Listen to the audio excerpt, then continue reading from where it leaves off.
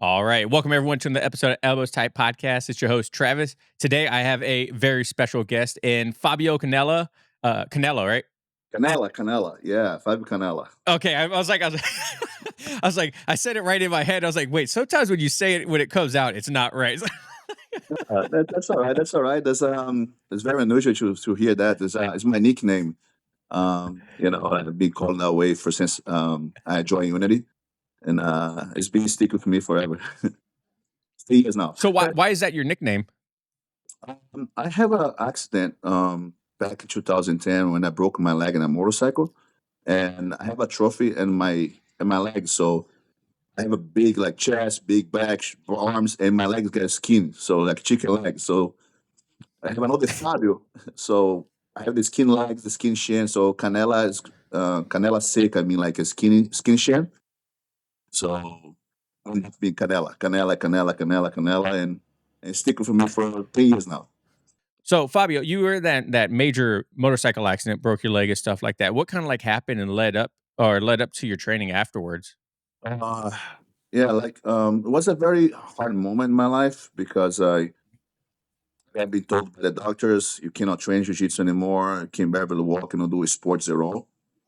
And it was a very tough 30 days in the hospital, in the hospital bed by myself. Of course, friends coming to visit me. My family was in Brazil. It was a big hurricane in my life, and took a long time off the mats. It was 2 years off the mats, um, 6 months to start to walk again. It was very hard. More on the aspect of psychological. I think my mind was playing tricks on me, and what are you gonna do now with your life? Jiu-jitsu your life, sports your life. I'm the kind of guy like a snowboarding, a surfing, skydive, everything you can feel like. I love to do it. I'm a kind of guy like that, and it was a very big crush for me. And after 2 years, I was in a new relationship with my wife now, Laura, and she got my Groupon. It was funny. She got my Groupon. I said, "No, I don't want to go do that again. I cannot do that anymore. I don't think it can be the same person." Uh, the expectations in my head was like, "All right, I'm gonna get my ass kicked." Well, that's what happened in my head. Pain, everything, and I went back. I went back to a Groupon, and I did like about like 30 classes, like 2 classes a week, another week one class, then 3 classes. I built it up, and I started feeling back. Then I found a local gym in Queens because the place I found the Groupon was far from me. And these guys, like, I make a very good friends there, still my friends nowadays. And these guys getting me back to jiu-jitsu, they open the mind for me, like in the terms of like, no man, push yourself this way, do what you can. So it was a very mental game, brother. Um, but thank God, I was able to get off this mood and push. And for like 8 months back in jiu-jitsu, I was competing. I was competing in Oh, local nice. tournaments. Yeah, and it was funny because my first tournament, I hit the podium and the gold right away. 2 subs. I was like, wow. I guess I didn't lost much, you know. And it was my way back. It was my way back. Like it was tough. I can tell you. Like for like 2 years, it was very hard to believe I could do jiu-jitsu again. And this really freaked my my perspective of life, because I love that stuff. I think like without this, like I don't know what to be doing. You know? Yeah. Were you a I don't black know. belt when it happened? No, no, I was a purple belt. Was a purple belt. I was a purple belt, and oh man, go back and see all the white belts like chasing you. It's not fun. Everybody stepping you, and I was like early 30s. I was 31 to tell the truth when I get back, and I feel like, oh man, I'm getting old now. I feel like I'm 40 plus, and I feel young. The time I was 30, I was feeling old. It's old to go back to jiu-jitsu, and then that like be a good experience. Like I think it humbled me a lot, make me get more technical because I had a lot of limitations at the time. I broke Mm. my leg in 4 pieces, so it was bad. But I know I But went you've back had and multiple Sorry, tell me. You had multiple breaks in your journey though, right? Like you started in '97, and then you had a couple breaks in that whole journey, right? And obviously, this was the hardest one to get back into, right? Yeah, I have a few breaks. The first one was when I decided to do MMA. I was still a blue belt. Back in the days, back in the 90s, like people jumping straight to MMA and the blue belts, oh, okay, you learn how to do a double leg, you mount and you punch. That's it. And they throw you right there. That's was the thing back in the days. You learn how to do a double leg. That's it. You qualify to do MMA. And yeah, it was insane, brother. And then my first one was almost a bare knuckle. Was just a gauze wrap in the hand. It wasn't even a wrap or a real wrap. It was just gauze, gauze in the hands, and I was inside of the gym. Closed the doors, and I fight this guy. We had like Eugene have his scales. He just say, "I'm 70 kilos. You 70 kilos, and let's do it." And eventually, I did some amateur MMA fights. Unfortunately, I don't have a share dog. And the time like I was doing was no share dogs there, no professional thing going on. It was vale tudo basically. It was not really considered MMA. It was like a just vale tudo. You go there, you go in a boxing ring, and you just throw punches, take down, and fight however you can. It was fun. It was a lot of fun. And at the time, I kind of like left the gi for a little bit. I was doing like some no gi stuff and more specifically for MMA, and I had fun. And but the gi, I had to go back to the gi. Like after that break, I didn't enjoy as much MMA as I thought I would be, and I went back to jiu-jitsu, and then I had to move here. When I moved here, I have a little break again. Financial, move to another country, you gotta work a lot. Especially first barrier was the language. So I was speaking very little English, and to get with the English, the kind of line of work I was doing back, bus boy, even clean houses. I did some housekeeping stuff, and then I started to get financially stable, and I was able to go back to jiu-jitsu. It took a while. Took a good like 3 years in US before I even think about jiu-jitsu again. So what So, why did you start jujitsu growing up in Brazil? Was it just like the thing like everyone was doing? Or I talked to some people that grew up in Brazil that started jujitsu in like the '80s, and they were actually telling me like it wasn't as popular as people think it was in Brazil in the '80s and '90s. But what led you into starting jujitsu? oh man, actually popular in my time from my state. I come from Bahia, Northeast. It's capoeira. I don't know if you know about capoeira, the Brazilian Hmm. martial art. Yep, yeah. Capoeira was very popular, and that's how I started martial arts initially. It's my great friend Lampreia, Master Lampreia. Um, he used to teach in a little boss club over there, and I was doing for him for a little while, and I saw Royce Grace fighting, brother. That stuff really like, oh my god, this little guy, 70 kilos, get beasts and dominated then the Gion. And I was a very, very, very skinny kid. Like, I didn't get bullied because I never think about what's bullying. I think it was just boys being boys. You push around here, push around there. If Yeah. you couldn't, if you could not fist fight somebody, you just grab a couple of rocks and throw them. And solve the problem, run away. And I saw Royce Grace, and I said, "Oh my God, that's what I was waiting for." You know, and we didn't have jiu-jitsu in my state at the time. It was very, very hard to find jiu-jitsu, and I started to do judo. So let me do judo. It's very similar. Let me try to do judo, and I did judo for about like 2 years. When I met Master Mauricio Hobby, he's I think he's the highest belt in Grace Barra now. I think he's red belt by now. At the time, he was like a fifth degree black belt. He Wow. used to train with the Grace family, basically closed doors in the time, with Carlos Grace Jr. and Grace Barra. Used to be called Barra Grace at the time. Wasn't Grace Barra, it was Barra Grace. At the time, used to have like Looney Tunes characters, and Grace Barra used to be the Tasmanian Devil at the time. I still have an old picture. It's a Tasmanian Devil for Barra Grace. And Voice Grace was the the coyote. Yeah, the coyote uh, for the runners. The cartoon. Mhm. So so the time Grace Barra used to be that, and I used to train for Mauricio, and I used to go to the Grace Barra headquarters in the summers. I used to take a bus for like 16 hours in the summer, spend a week in Rio, and then go back and train in there, and take a bus another 16 hours, come back home, leave it for like a week on cup noodles, for like a week, Oh, and train jiu-jitsu. It was a lot of fun, and then Royce definitely was my big inspiration, man.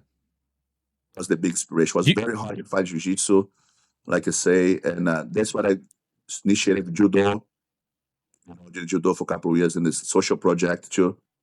Because I grew up with very little money, so the social projects was the way to go back in then. You give whatever you had in your hands, and then I finally found jiu-jitsu, and that day I changed my life. I think like was the best thing I couldn't find. Mauricio was a guy from Rio de Janeiro, like a real jiu-jitsu guy. Was nothing like couldn't expect him better in the time. I think it's pretty much that, brother. Like the guy just dropped in a parachute in my state, and bring the best jiu-jitsu I could ask. Yeah, that's incredible, man. Do you feel like that there was any translation from capoeira to jujitsu, or did obviously judo is going to have a good translation over, but do you feel like your capoeira had any help when you first started jujitsu or judo? Oh, definitely capoeira. Capoeira. A lot of people don't know about it. People think it's a dance and stuff like that.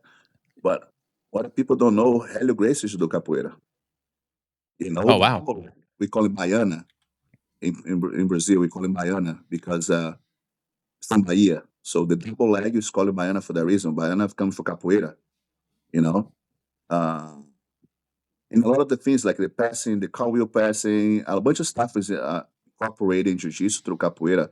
I think most every single jiu-jitsu artist I know for back in the days, you should try. You know, even my friend Leandro Low, when he got injured, I think it was 2016 words when he dislocated his shoulder. So that year he was recovering. He did capoeira for a good time. Cobrinha, Cobrinha is a capoeira master. If a lot of people don't know that too. I know Cobrinha through capoeira before I even know he does jiu-jitsu.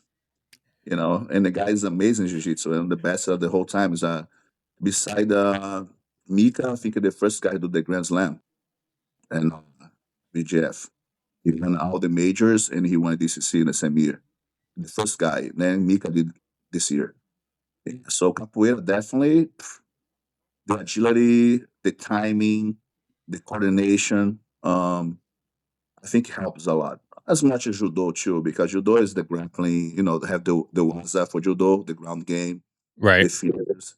Capoeira don't have the finish as jiu-jitsu, but you all have to be very um, dynamic and coordination has to be super high. So I think capoeira definitely helped me a lot. So what was it like in those early days, late 90s in Brazil, inside the dojos or the studios or the academies? What was the atmosphere like, and um how have you learned from that, bringing it into now you have your own academy? Well, I think it was what not to do. It was so unfriendly. I've heard that. So unfriendly. People used to put the knee on ears, knee on neck. Very, very brutal. Like I say, I was a very skinny kid when I was in my early days in jiu-jitsu. So I was a smaller guy in the gym all the time.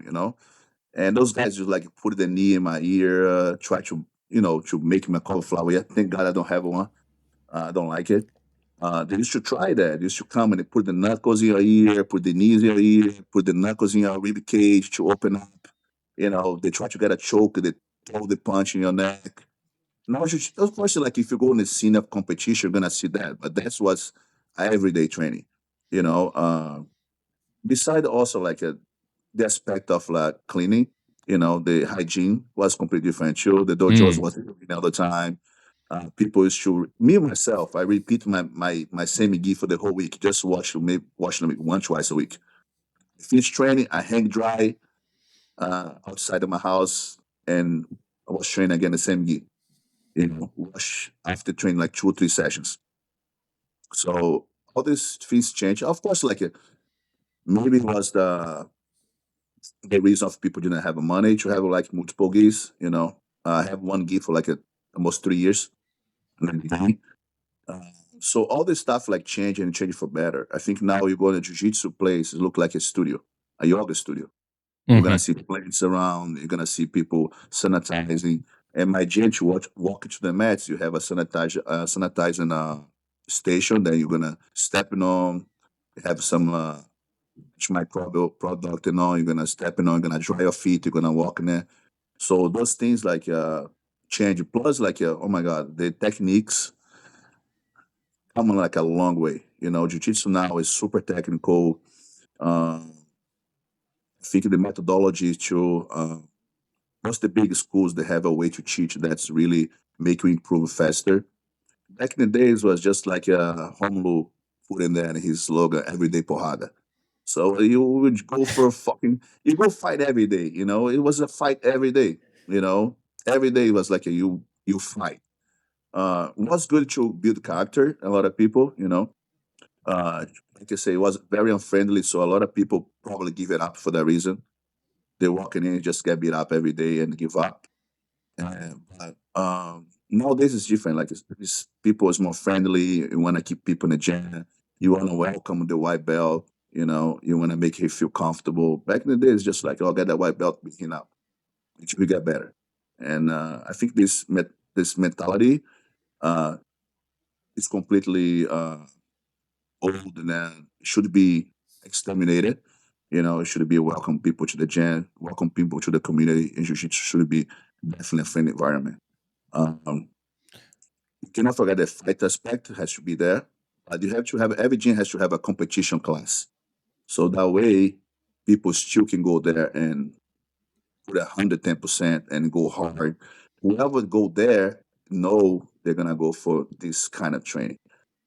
So you have to create a different atmospheres inside your gym. And back in the days we didn't have that. It was just go and porrada, let's kill each other and that's it, you know. So definitely, man. I back in the days, what not to do to have a gym? Yeah, a lot of people, and I see that in. I'm a veteran, so I served in the Navy for a couple years, and even within my 7 years in the Navy, people would always I would always hear like, "Oh, this isn't the real Navy." Back when I was joined the Navy, we did X, Y, and Z, and there's this real like nostalgic like idea of what jujitsu was like or the Navy was like when someone else joined. Like, oh, well, and it's like same with like generational things. Like my generation didn't do that. Like, you know what I mean? Is there anything that you remember from uh back then that you were when you first started training that is kind of like nostalgic and that you kind of wish was still practiced or was still kind of a part of jujitsu nowadays? Oh, there's one thing that I think like should be still going on is the respect for the mats. You know, you walk in there, you bounce the mats, you bounce your professor, you shake all the partners' hands. A lot of gyms still keep that. I try to keep as much as I can. I see sometimes that new generation they're walking in the mats and just like walking in without tie the belt and just throw the belt on the side. They go drill. Uh, I think this kind of stuff definitely back in the days you're gonna get yourself in a big trouble. Um, so walking in onto the mats before walking in and walking out, shaking professor's hand right away, asking permission to walk in. Those kind of things like should be still going on. I think that's the thing I can definitely think about. The tradition should be keep it for as much as we could because it's a martial art, right? And respect in martial arts and respect for the environment, respect for your dojo is the more important thing you can have, and for your professor, of course. So talking about traditions, I'm not a fan of my journey. When I got my blue belt, I had to test for it, right? So it was me and a couple other guys. and we were put in the center of the mats, and everyone in the academy just went through us, and we had to do certain amount of techniques, show certain techniques, and it was like an hour long, demonstration of our jiu-jitsu skill to get our blue belt. My purple belt, it was my buddy gave it to me. He's been the academy owner the whole time, but he didn't want to do testing anymore. We don't do a gauntlet, or he doesn't choke us. Sometimes they do a judo throw, maybe, like a half-ass judo throw. It's like we have all these traditions. But when I first came up in jiu-jitsu, the guy that we first opened the school under, his one of his traditions was turning your back to professor to tie your belt, bowing on and off the mats, shaking, like all these things that you mentioned now. And we definitely have laxed a lot of those things. But when it comes to your idea of traditions, how do you balance maintaining that martial art and not having that dogma of old school jujitsu of these things have to still be done, and and not innovating or moving forward with the martial art? Uh, let's say my way to think it is everything needs a balance, like you say, you need a balance. Uh, the traditional on, I'm not gonna choke my student because you get a belt. You know, I don't condemn also schools who test you if that's their policy. I don't say it's right or wrong. I think your test is every day, your skill level, and the way you execute the techniques, the way you drill. You're expecting some, let's say, boxes you have to fill to achieve a belt, right? Techniques you should know, the way you should drill, the way you should execute when you do it, your finishes. I think the professors looking every day on that. So I myself, I want to test somebody, right? But also don't condemn that. Few things like that, like I think, like is according to the professor. The balance you'll be maintain the respect for the match. For me, the most important part. And those tradition like wipe people off, like hit them off the belt, take downs, or put like everybody gonna take down this person because switch the belt or choke the person down to. It's gonna be according to the professor. Like I myself, I'm gonna do that enough of that. Uh, because you want to go through a very hard time rolling, a very hard time putting, people who go to work it all day, come to jiu-jitsu, and we're gonna beat him up on the best day of his life is get his belt. You know, I think Yeah. should be like a rewarded for the guy. No, really like, oh, I'm gonna, you know, turn your back, gonna hit you with my belt. No, I went through that. To tell the truth, I went through that. My first belts, blue, purple. I got hit, even brown. I got hit myself. After that, when I moved to Unity, I haven't seen that, and it's something I think it was important to see myself too, to see how things can be changed, and it's a happy time, a happy day. Let's keep happy. So the balance, like you say, is good to have the balance. The tradition of respect your mat, but also keep the happiness of get a promotion or get a stripe, or also like back in the days, you didn't have a day that you just like throw a party, like end of the year party, uh, gym anniversary. You didn't have those stuff before, and I think these things are good to create a community and make people get together. So this balance is very good. Like there's that's something like I think like get some evolution, get some better understand of the martial art in terms of like has to be a happy place too. It has to be having fun and be happy in the environment. I think that's the balance between be happy and still keep tradition in terms of like martial mat and all this stuff. So um, I think that's the midterm I found on myself and to carry on in the gym. You know. Since you're an academy owner now, what's been the biggest eye opener that a lot of people that listen to the show, some of them have aspirations of opening their own academy, some of them don't, and I sometimes I get questions from people, that are blue purples and like, hey man, I kind of want to open an academy. Some of them that listen run their own academy already at blue and purple. You know what I mean? What was the biggest eye opener for you as a seasoned, practitioner, when you opened up your academy? You were like, holy crap, I didn't even think about this. Oh man, um, I think the most important part for me when I opened academy and I was scared of is how to deliver what I know, right? Mm, Uh, and then how to create a system of teaching. Of course, I was be teaching for a long time. You know, I teach multiple academies before I opened my own. I teach in Mutumbaxé Jiu-Jitsu school, Capoeira. I teach in another a great school in Brooklyn, Glenbury, and I also teach with my professor Murilo in Unity. So it scared me a little bit to do myself and have my own program because when you teach classes here and there is one thing, but you have to create a system that you're gonna have to make people understand what you want to deliver. That's what's the big part. So I suggest like anybody who open a gym, uh, start to write down beforehand, you know, techniques and a system that they want to teach, like a curriculum. You must have a curriculum. I cannot show today you how to do on bar and tomorrow how to do a choke for the back. You know, I have to create a system that people are going to be progressing. You have to teach a technique until, in my case, I think like that, until like 80% of the room have a big understand of the position. If I have to carry on for an extra week, the technique, I will carry on. So for a big example, this week you'll be working lasso, right? So you'll be in a whole week in lasso and gonna be an extra another week in lasso.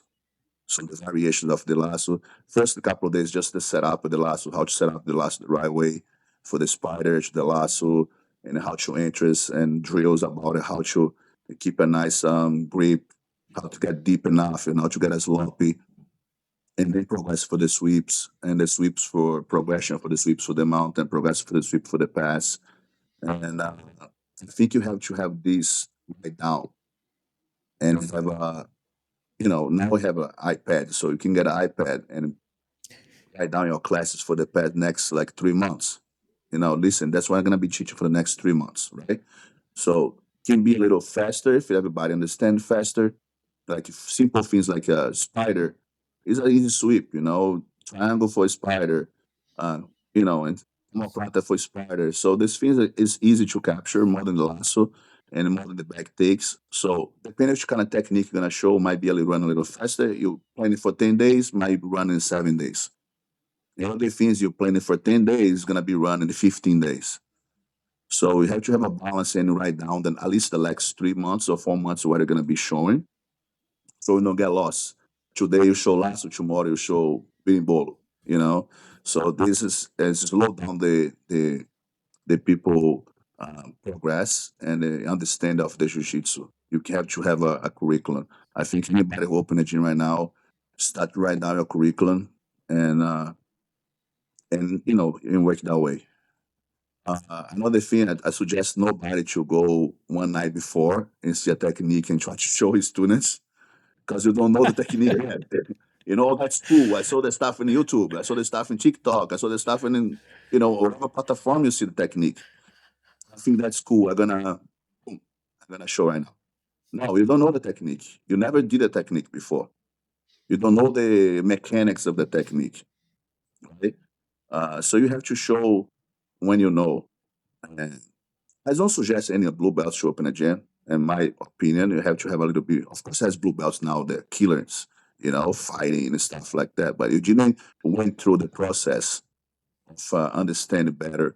Purple belt and above, okay, there you are doing for a certain amount of time. You went through a bunch of techniques and tournaments, and not just fighting tournaments, but you have to coach your friends. You have to coach. You haven't been in atmosphere for a long time.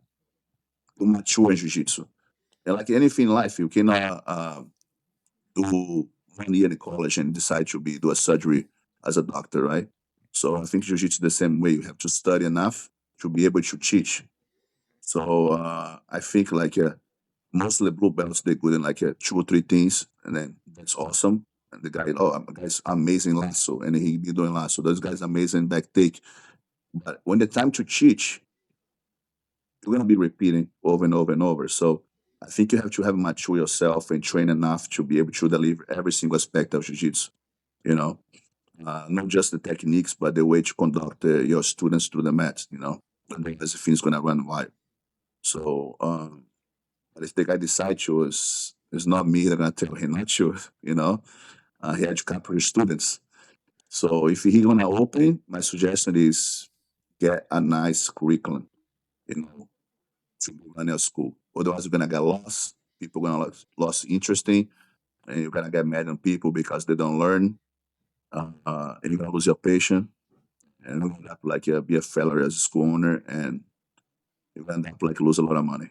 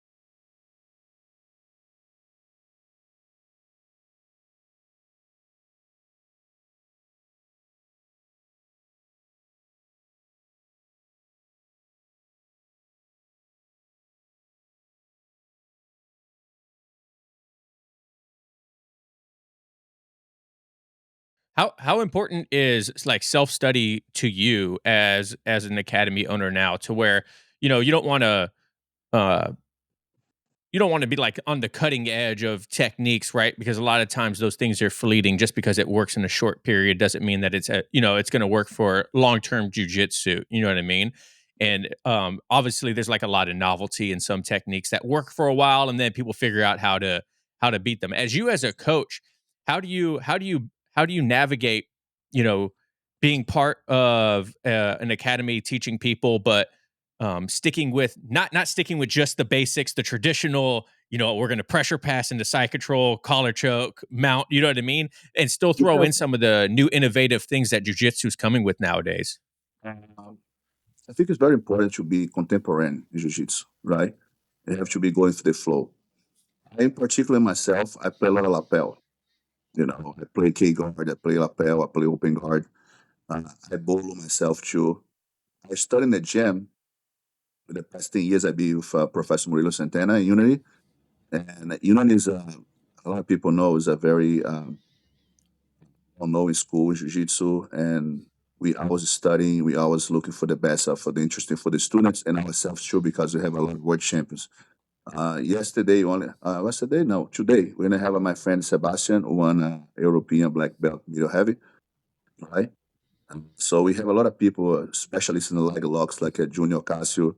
Uh, we have Italo, we have Felipe, we have Nathan Shuang. Milo itself is the GOAT, and you have a lot of people who like to bowl, like Levi. Levi Larry Jones was with us for a long time. So we have all the flavors of jiu-jitsu there, and you have to experience everything. You have to train everything. Um, I teach my students like maybe 3 months ago all the variation for the birimbolo. For the simple variation, come for the la riva. For the variation that you put just the hook and you twist the hook and all the stuff we go through. And I play lapel with them. I teach them lapel, K guard. I teach everything because if you don't do it, you have to at least understand the mechanics to be able to defend it. So that's what jiu-jitsu involved. For a few years, we saw the Men's brothers doing 50-50 and won a bunch of world championships. Then we saw the generation for the beating bolo, Mikey and the Young brothers and Levi Larry and a bunch of people who was doing bolo, bolo, bolo, bolo. And now you see jiu-jitsu go back a little bit for the tradition of the lasso, of the pressure. Even the lightweights, people now is doing a lot of different games, like a more like conservative jiu-jitsu and more like looking for submissions. So jiu-jitsu always change. and you have to go through, surf through all those things, and be able to teach all those things to your students, not just how to execute it, but also to understand what you have to do to avoid those positions. I'm not gonna go to the tournament and do beating bolos, but if I'm training, I'm gonna go through that. I love K guard. I love leg locks. You know, so all this stuff I study and do myself. But also I'm open my mind to understand and go all the techniques and study. Just study. I keep studying. I think jiu-jitsu have to study every. I drill every day, brother.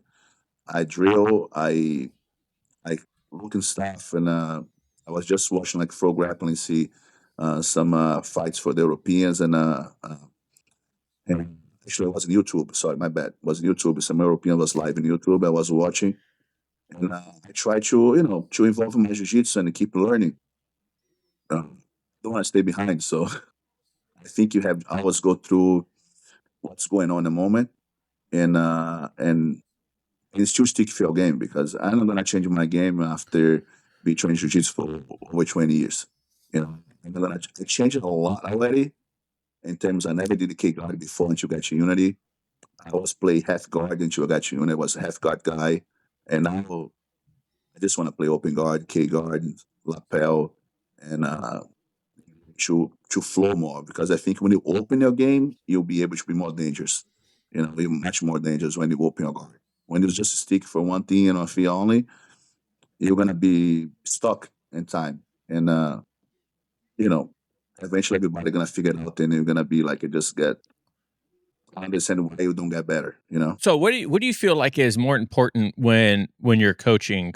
A lot of times we'll spend, oh, not a lot of times. I don't know if we really necessarily do it too much anymore.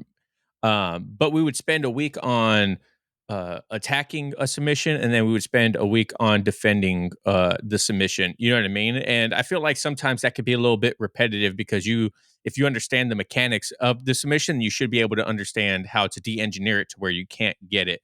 But my question is to you, what's more important, learning how to defend the submission or learning how to attack the submission when you're teaching? Oh my God, that's a little it's a little hard to answer, because, like you say, if you train the submission, you understand the mechanics, so you know how to do the inverse to be able to get out. You should be on mind already. Okay, if the guy needs to put my arm at this angle, if I just turn my finger this way, the angle change, he's not gonna be able to finish me. But a lot of people, especially like in the beginning, they cannot figure out this stuff themselves. I think Yeah, this kind of this 100%. yeah, it start to come after you being like jiu-jitsu for like a 2, 3, 4 years. You get a better let's say a self-learning, let's say like that, a word, a self-learning experience, that okay, but I need my arm this way, or they need to break my posture this way. So if I break his posture here, I break his grip. So these things come with time. Uh, I'd say the all levels class, I have all levels class, and I have like a mother color belts. I avoid to teach some stuff together, like, oh, this week is attack, this week is the same position. No, I keep moving on. Keep moving on, and maybe in like a 3, 4, 5 weeks, or maybe a month or 2 months, I'm gonna be showing a pass that the guy should the submission, and I'm gonna get out. I don't like to just show the sub itself. I like to set up for a sweep, or for a pass to the sub, or a sweep, or pre-guard the sub. I don't like to just show the submission itself. Like when I show my student example of Bato Plata, I show them like, listen, put in the bicep, collar sleeve. You're gonna shoot the triangle, a slop triangle. We're gonna throw your arm inside and gonna shoot them up at the Bato Plata. Trico Plata. You play half guard, throw the leg over, get to the shotgun on board, the guy defending, hold his hand, arm through, Trico Plata. So everything's come with a setup for something else. So that way they understand more the mechanics. Okay, oh, the guy shoot here because I did that. So that's coming along. Don't like you say, show this week this technique and show the defense right away, because that is gonna be a little obvious. Like you should be doing that already yourself. So eventually, when I show the pass, I'm gonna show the defense for, okay, the guy can shoot this armbar here, so be attentive, close your elbow, because a good submission is not defense, brother. If it's tight, It's just tap. So you have to avoid early. You have to, you're passing the guard, elbows closed, hands in front of you, dominate the leg, get the space. So when you do a proper technique to pass, you don't need to be thinking about the submission coming for the bottom. So it's just like I think my point in my students in terms of like avoid submissions is being good position all the time. Like I'm gonna pass a Yeah. half guard.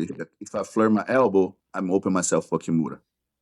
So if right elbow inside and that way, because if the guy shoot the Kimura, what's the defense for the Kimura? If the guy is good in Kimura, he's gonna scoop himself out. He's gonna sub you.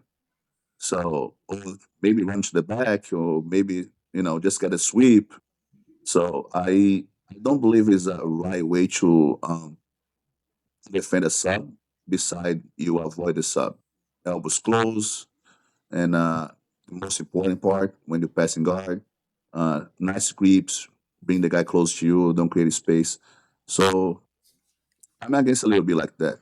I'm against like you show defense for right after you show the subs. I think like the mechanics of doing should be you think about it. Okay, I think I get it because I did that, or I got it because the guy did this reaction. So it should be naturally like obviously like you should be doing the opposite. So, yeah, like I was saying, so obviously, like you mentioned in there, the more jujitsu you do, the more you could start to like self study and like realize these things when it comes to your jujitsu journey of like de engineering and whatnot, right? How do you view newer practitioners looking at instructionals and stuff like that? Like, one of my good buddies, Jordan Pressinger, Jordan teaches jujitsu. He has a couple like a jujitsu theory course, and then uh like a wrestling for BJJ, and like all these different like courses that you can go through. They're not really instructionals. It's more like a progression course that you can go through, like a online training. And it's really great because it's like self-paced, so you can go back and forth to it. And to me, it's easier to understand than going through an instructional that has like 15 techniques, and then they show you 30 seconds of the technique, and then you go to the next one, right? I'm not a big fan of like traditional instructionals like that, but I do see the value in them. And how do you view instructionals or outside learning, YouTube, Instagram, with newer practitioners when they're hungry for that information, but they just kind of like maybe they overdo it or something like that? How do you view newer practitioners dealing with that stuff? Uh, it's self-studying. Look for platforms to learn jiu-jitsu. Is great. Um, it's a good tool we have right now. Nowadays is you have like BJJ Fanatics. You have YouTube. You have all these places that you can learn jiu-jitsu and get nice instructors teaching us some techniques. And it's valuable. It's very valuable, but like you say, you cannot overdo itself. You have to try to okay. That's not much I can do right now. Let me look for basics. Uh, Actually, I just saw pop up my email. John Danahan, like basics passing, or basics conceptions of a passing of a sweep. That's very good. Like you're not gonna be going like, oh, I'm gonna get a false rip instruction for Craig Jones. You don't even know it's a false rip it is. You know, so you have to Right. go according like your level of jiu-jitsu. I'm a white belt. Let me go for something simple. Let me get some basics. Let me get some like stuff that's gonna add my jiu-jitsu on the moment. You know, wrestling for jiu-jitsu, that's great. Wrestling is something very, very good for jiu-jitsu. I fell in love for wrestling the past like 8 months. I have a very good instructor here, Professor Anthony Dontolo. He's a two times American D3 wrestling. He was a finalist in the nationals. A very good guy, and he'll be teaching my gym here every Sunday. And I love wrestling. I'm looking for wrestling matches and full grappling. You know, I love it. And it's great to look for information, but you have to limit yourself for what are you capable of. You know, I can watch as much as I want in wrestling, but if I don't know the basic of right hands, how I can do a takedown? how I can, the position for my body. So I'm learning all this stuff in here for the past like 8 months. How to, position my hands, how to fight the hands, not to lean so much forward. Now I can start to look for instructions or even though fights and understand better, so I can start to explore more what's gonna fit for my body type. I'm 6'3", 210 pounds. I'm not gonna be doing any random stuff like a go under nobody. I'm gonna be doing more like rolls and double legs and stuff like that. I'm gonna do a wrestling for jiu-jitsu.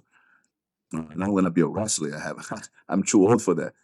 So you have to limit yourself. If you're a new practitioner in jiu-jitsu, you have to go, of course, for the basic stuff and see your body type as well, and search for things that gonna be adding for you. No, like I'm a 260-pound guy. You're gonna look for beating ball instructional. That come on, it makes no sense. You have to know what you're looking for. That's what's better. Just to go for classes and ask your instructor. Listen, man, I'm looking to study more, so you can suggest me something.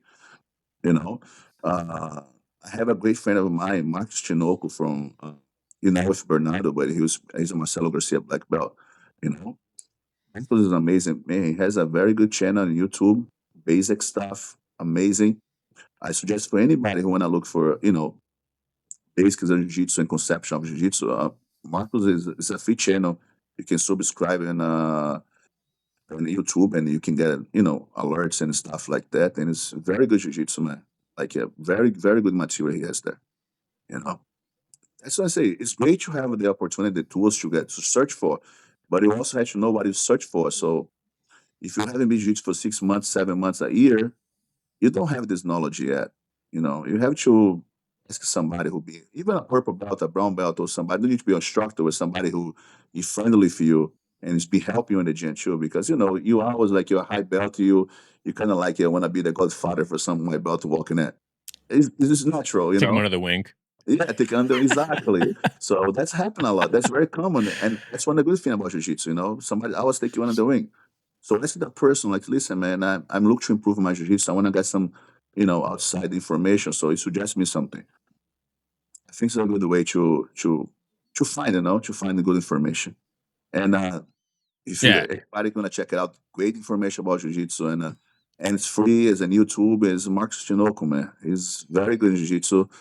He just won two titles and masters back to back. Very, very, very nice guy. Amazing black belt.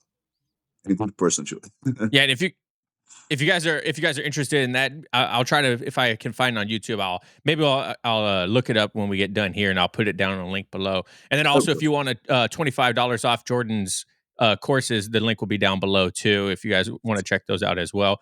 Um, it, I have two communities. Well, that I started because of the podcast. I have a Facebook group and a Discord server, and the links for those are also gonna be down below if you guys want to join those. But I just recently asked my Facebook and Discord, what do they feel like they need to improve in order to make it to the next rank? Kind of like a self reflection of where people feel like their weaknesses are and where they think that they need to progress in order to get to the next level. When you come to promotions, what do you look for in like a someone that's going to get promoted to blue or someone that's going to get promoted to purple, brown, black, or whatever?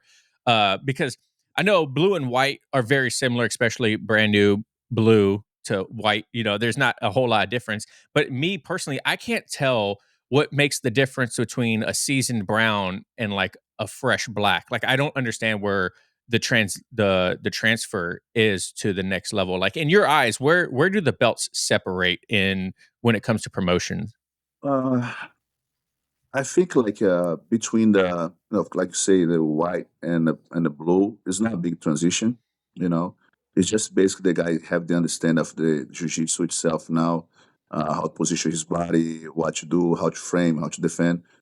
All this stuff is basically like the first step, right? Of course, the guy has to mature a little bit, 1 or 2 years minimum. If you know that D1 wrestling champion, that's different. He has a different beat of the body. But for blue to purple, I think that's when it starts to come a little hard, right?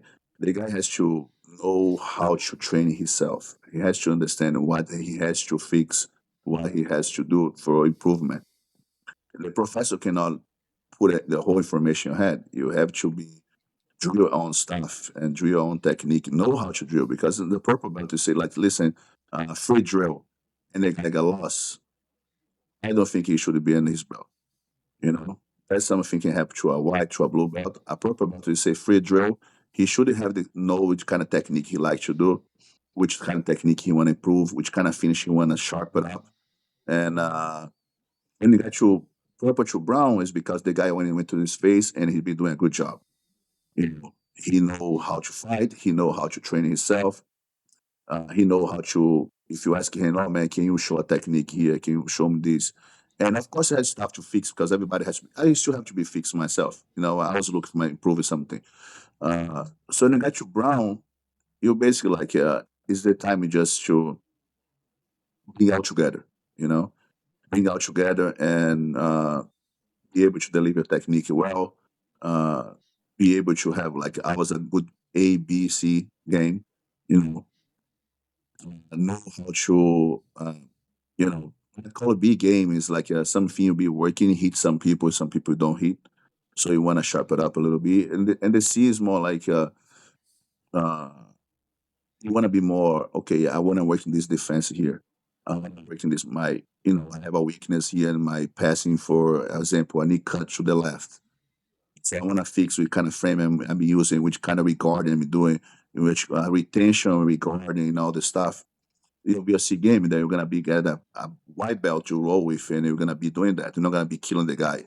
So when you get to this point, you know how to understand why you're missing the brown belt to this phase. You mature yourself even more to get to the black. And the black is a new beginning, bro, because you understand everything, you went through everything, and now it's time to get mature about it. Get better about it, be able to deliver what you learn in a good way, conduct yourself well on the mats, because sometimes you have like a guy who is not an amazing fighter, but the guy know what he's doing, and also like he conducted himself in a way in the match that uh, you're proud to be his student. You're proud to be his professor. He's up somebody who everybody likes. And not just like as a person, like, oh, the cool guy. No, I mean, like, as you look for, like, okay, I'm looking up to this guy because he's an example of a good jiu-jitsu guy in a match. I think the black belt come more like that than really be good fighting, you know? And these transitions come according, like, the time in the mat, the time, how many times a week you come, how much time you're going to be executing technique. If you're the guy just go and just want to tap everybody, I don't think you learn any jiu-jitsu and you're not qualified to even get to the brown belt. Just looking for, you know, just show everybody that you can do this. And I don't think it's like that. I think in jiu-jitsu, you have just to improve yourself every day. And each that day, you go there, improve something. Sometimes you go there and say, oh, today I'm going to work in this.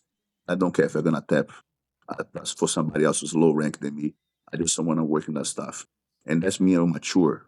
You mature in your jiu-jitsu. Okay, I'm black belt. Okay, I want to work in this. I'm gonna give my neck for the guillotine. For some people who's good in guillotine, I want to work in my escape. If the guy tap me, whatever, I'm trying to escape. And it's like for me, it's a big improvement. The ego is gone. Every black belt has an ego. Right? You know that. You don't want to be that for Everyone has anybody. an ego in jiu-jitsu. There's like that's such a lie. It's like when especially when somebody calls themselves humble. I hate them. I'm so humble. No, you just say you're humble. You're not humble for me anymore. Right? So, so the ego is there, but like when you go to your students, you go to a session training that you were working something, you're not gonna be just like a game, a game, a game, and try to tap everybody. So you mature yourself to be able to open yourself to learn more, to experience different positions, and if you have to go through tap, you gotta tap, otherwise you're not gonna get better. You know, you gonna have a term in Brazil, say casca grossa.